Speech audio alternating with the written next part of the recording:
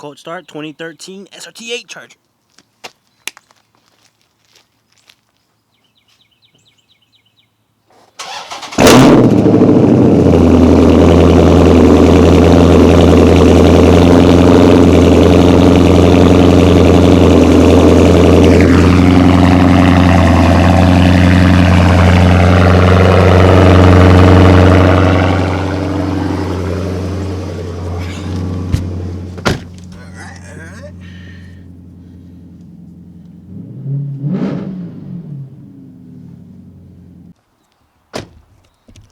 What is going on, guys? It's Senor Zeus here, and today I got a video with my 2013 Charger SRT8 6.4 liter 392. You know, all the fucking names that it has. It just excuse the dirtiness. I watched it a few days ago, but it just rained. Went to my sister's house. She has a gravel driveway, and some of it kicked up. Got the car dirty. You see, I'm like some warehouse thing making this video. But this video is going to be 5 things that I hate about my 2013 Dodge Charger SRT8. Some of these things can be applied to older gen Chargers. Some of the things I'm going to say, not really for the newer ones, from what I noticed. But yeah, let's get started. And with that said, number 1 will be the exhaust that comes stock on this car. When I bought this car in May 2019, up until maybe a few months back this year, I think I might have footage of when I did the install. But these cars stock come with a very quiet exhaust. So quiet, in fact, that I think the V6s, the SXTs, come louder than them. But some SXTs, when you turn them on cold, have a little bit of like a growl. This doesn't have nothing. And I don't know why. The newer gen Scat Packs, when you turn those on, they come with a growl. I don't know, maybe it was just my car. But the OEM exhaust was just quiet. For what this car is, for the power that it has, for the motor that it has, for what it is, it's a SRT8. It's in the name. It shouldn't be quiet. Why is as quiet as it was? If I can find footage of the OEM exhaust, then I will plug it in. But I don't think I have any. Right now, the car is pretty loud. It's straight piped from the cat's back. And any future plans is basically just get some long tube headers on there and maybe an actual exhaust system instead of just the straight pipe. But let me show you guys the exhaust tips at least, right? That's the least I can show you guys. I got 3-inch exhaust tips put on by A1 Mufflers here in Jonesboro, Georgia. But like I said, excuse the dirtiness of it. But yeah, let's move on to thing number 2 that I hate about my SRT8 Charger. So, thing number 2 that I hate about my Charger is the steering wheel. The steering wheel is just hideous.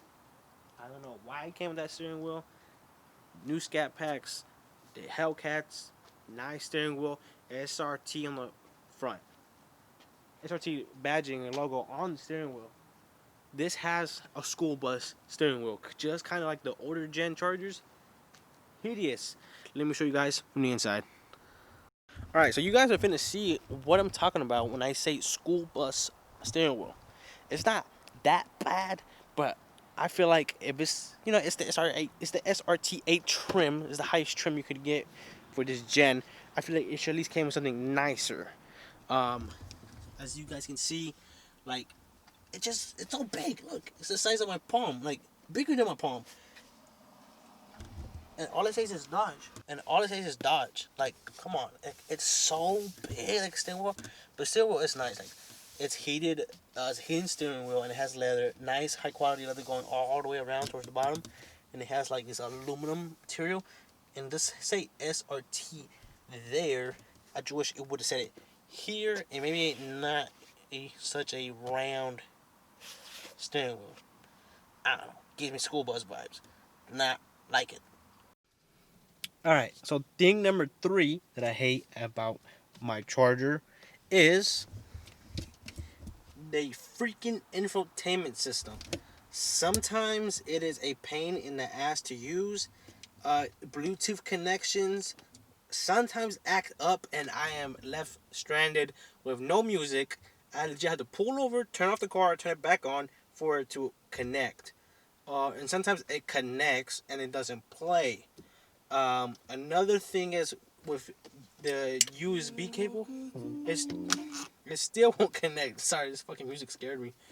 Sometimes it won't connect with USB, and when it does connect, um, it just glitches through the songs. Like it just starts shuffling and skipping songs by itself.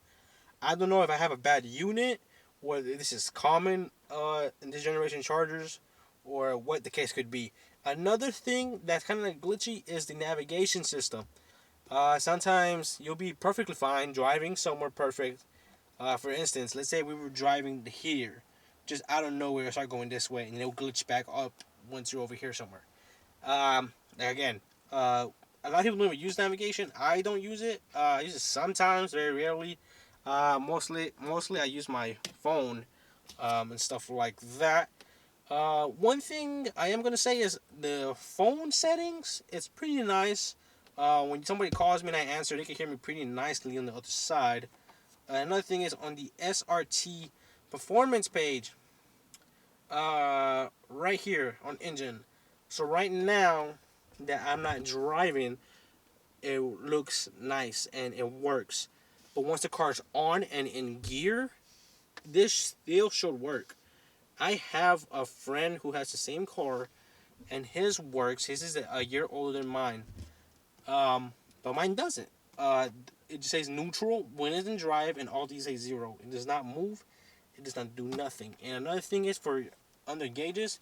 Right now, it shows my oil pressure when I'm driving. This is at zero. It does not move.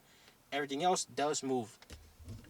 I know there are updates for your infotainment systems online that you can install. Uh, I've looked into it, but some certain people say that it doesn't really help. So I don't know. Uh, I don't know if this is common in this gen of chargers or what the case could be. Maybe, like I said, I have a bad unit. Um, I don't know. Maybe something in the engine bay that connects to it to give me the pressure reading is not connected right. I do have a front camera installed on this car from the previous owner. Maybe that being wired up to this could have caused something. I don't know. Yeah, that's another thing that I don't understand why. Thing numero cuatro, or thing number 4 that I dislike about my charger. All right. I don't want to bash on it too bad, but okay, now you really finish the dirtiness. This car lacks the placement of jack points. On the rear, the only real place that I found confident enough to put a jack on is the diff. When I had to do work or to look under the car to inspect something. It's the only place I've ever seen it. On the front, on this side, there's one like around there, and then on this side, maybe like there. I've had other cars that have had jack points in the front, but this one has nothing. Uh, Whenever I want to do the front, for instance, let's say an oil change or something, I put the cars on ramps because it's way, way, way, way easier to do work on it like that than to have it. But if I put a jack on one side, it's gonna be like this. And honestly, I don't really trust jack stands on those jack points. Mm-mm-mm. Uh, on one point, you can see where the previous owner was jacking it up, I guess, and it bent some of the framing a little bit, and I don't know. So yeah, I don't know what Dodge was doing there. This gen, the 11 to 14s, actually had to be recalled because they were falling off fucking jack stands. They were falling off the jack stands, and they were recalled because of that. I don't know if my owner took this one to get, you know, the fix or whatever, but I don't know. It doesn't look like he did. But yeah, let's move on to the last and final thing that I hate. I'm not going in order here now. I'm just saying, just off the top of my head, the ones I remember, 1 through 5, no particular order. Not what I hate the most, or hate the least. So, last, finally, but not least, number 5. The number 5 thing that I hate about my car is the lack of aftermarket support. Right, hear me out. There is a lot of support in the aftermarket world for this car, but it's not as much as compared to the new gens. And honestly, I feel like the older gens have more support than this gen. Maybe this gen wasn't as popular. Uh, you do see a lot more new gens on the street than this one.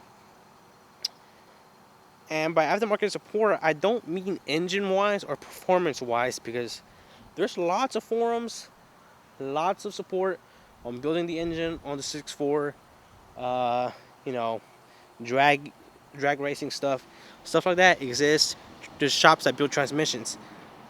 But what I mean is things like exterior. There's probably like 2 companies out there who make hoods for this car. Body kit wise, there's not that much. Well, I have the SRT8, so I don't really have an issue with the body kit one. But people who have the RTs or even the SXTs of this generation, you know, the only real good substitute I've seen is for them to either get like the SRT8 body bumpers, or there's one other brand that's out there that's decent.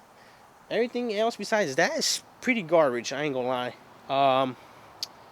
And like I said, like for the spoilers, just the wicker bills and stuff like that.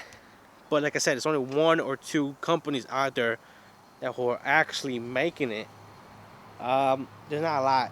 If you look at parts for the newer gens, there is a boatload of companies out there that you could buy from, and it's frustrating, especially for me, because I like carbon fiber. I want to put carbon fiber parts on my car, and they're so hard to find because there's not that many people manufacturing them, and the ones that are manufacturing them that have good reviews cost an arm and a leg.